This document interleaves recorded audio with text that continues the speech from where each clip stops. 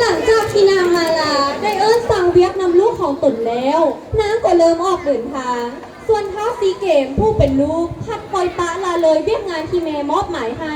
จนฟ้าฝนเริ่มเข้าพายุเริ่มตั้งเขา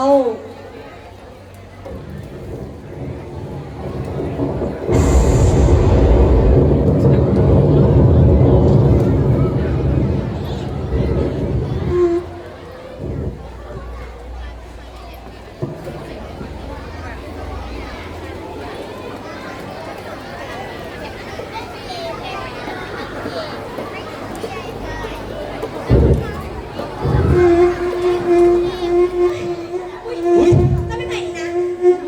นั่นหรอไม่เป็นไผ่ทราบไหมครับอุ้ยโอ้สิออกใครไปกินเลือดคนก่อนดีวะอ่าไปกินเลือดคนก่อนดีกว่า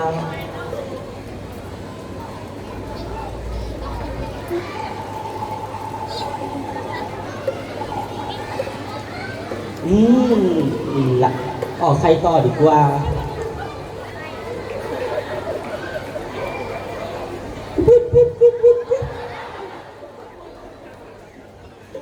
ไม่ได้กินแห้งละไว้เมื่อหน้าเอ้ยมื่ออื่นมาใหม่ดีกว่า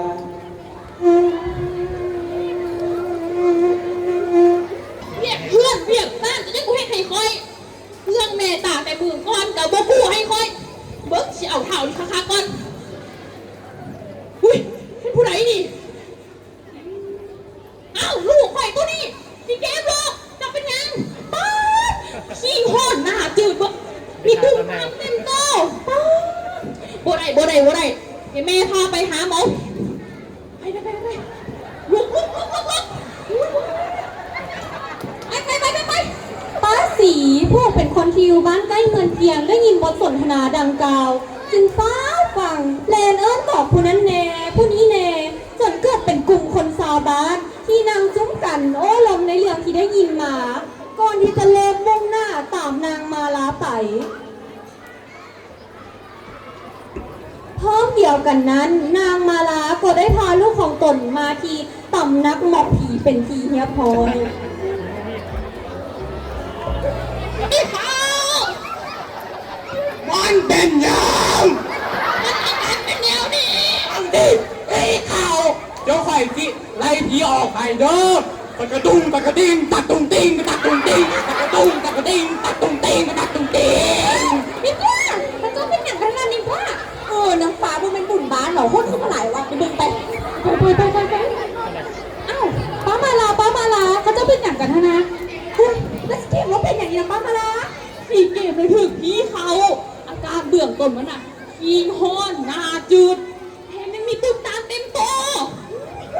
แต่อากาศแบบนี้นะมันคืออากาศของไข่ยุงลายที่เขาหาการเงินมาทันตัวเมนอากาศมันจะเป็นแบบไข่สูงโตฮอตอ่อนเพียงสักเงี้ยแบบนี้เลยไปมาขายขวางไปดีคอยฟังก่อนค่ะแม่อากาศแบบสีเกมนะต้นโคกหมอได้แล้วช่วยลูกคอยนะก่อนพวกเขาเองไผ่ทุกคนเย็นๆนั่งลงก่อนจะมาเลยค่ะ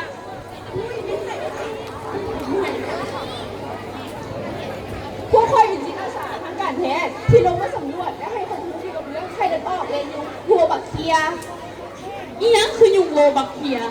หลายคนอาจสงสัยความแตกต่างระหว่างยุงลายและยุงวัวบักเทียยุงลายเนี่ยสามารถแพร่เชื้อไข้เลือดออกได้ที่ไม่เป็นไข้เลือดออกส่วนยุงวัวบักเทียช่วยทุกคนกันแพร่เชื้อที่ให้จมูกไวทุกลมโอ้แล้วเขาจะมีวิธีป้องกันไข้เลือดออกไหมถ้าเอาวิธีป้องกันไข้เลือดออกก็ว่าเป็นระยะต่อไปยุงมาวางไข่ในบริเวณที่มีน้ำขังเส้นถังนะก็ถังเอาไว้คืออย่างรถเก่าฉะนั้นเราควรปล่อยมีน้ำขังตามบ้านตามชุมชนปิดฝาโฆษณาให้มีสิทธิ์ปล่อยห่างนกยุงนอนในมุ้งอุท้ายากันยุงในกรณีถ้ามีอาการไข้ขึ้นสูงปวดหัวอ่อนเพลียให้รีบไปพบแพทย์ทันทีและอย่างที่น้องสองคนนี้ว่ามานั่นถูกต้องเลยอาการแบบนี้เป็นไข้เลือดออกแน่นอนให้รีบไปพบแพทย์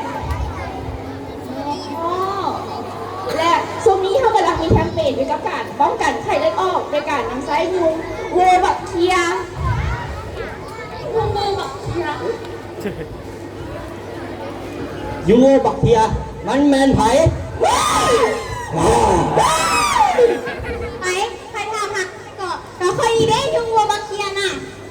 ฮะเจ้าคือหน้าคุณแท้เจ้ามันยุงลายสีใด ค่อยกับยุงลายชนิดเดียวกันกับเจ้าฮันเน่ตามไปว่าค่อยนะดีก่อนแล้วกับพิเศษก่อนเจ้าไหนร้อยเท่าเลย มันมีเศษสำใดเกาะ อ้าวกับพิเศษพอที่ว่าโอ้ค่อยนะมีวัวบักเคียเจ้าอย่างผู้วัวบักเคียเป็นอย่างเดี๋ยวค่อยจะเล่าให้ฟัง เจ้ามาเบิ่งดู วัวบักเคียก็เป็นเสื้อจุลินทรีย์ดีชนิดหนึ่งที่เกิดจากธรรมชาติได้ช่วยยับยั้งการส่งต่อไข่เลือดออกจากอีกคนหนึ่งสู่อีกคนหนึ่ง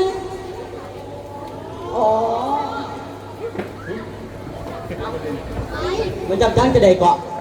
เอากระโยมมาในโตข่อยนามีโวบักเคียข่อยนางสามารถทำลายเชื้อไข่เลือดออกได้ภายในโตของข่อยเองเจ้าเนี่ยมีโวบักเคียบ่ บ่มี อ้าวก็แสดงว่าเจ้าเป็นคุณแพ้เสื้อเซรอนโฆษณา นั่นแล้วคอยเองนี่แหละเป็นคนแพ้เสื้อ บ่ดีมาจะจัดการด้วยกันไป และสิ่งที่สำคัญในสุดคือการร่วมเพลงร่วมใจของทุกคนปฏิบัติว่าให้มีนักขังเพื่อปกป้องให้ยุงลายมาใครใส่ สุดท้ายแล้วพวกเขาจะปฏิบัติตามคำที่หมออาสาแนะนำให้มา แม่นแล้วและพวกเขาทุกคนในชุมชนจะไม่ให้เกิดมีน้ำขังเพราะน้ำขังจะเป็นบอนพอพันธุ์ของยุงลาย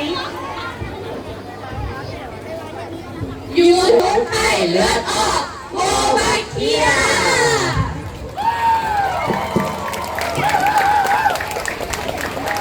เป็นอะไรมวนบอ เอาเข้าใจ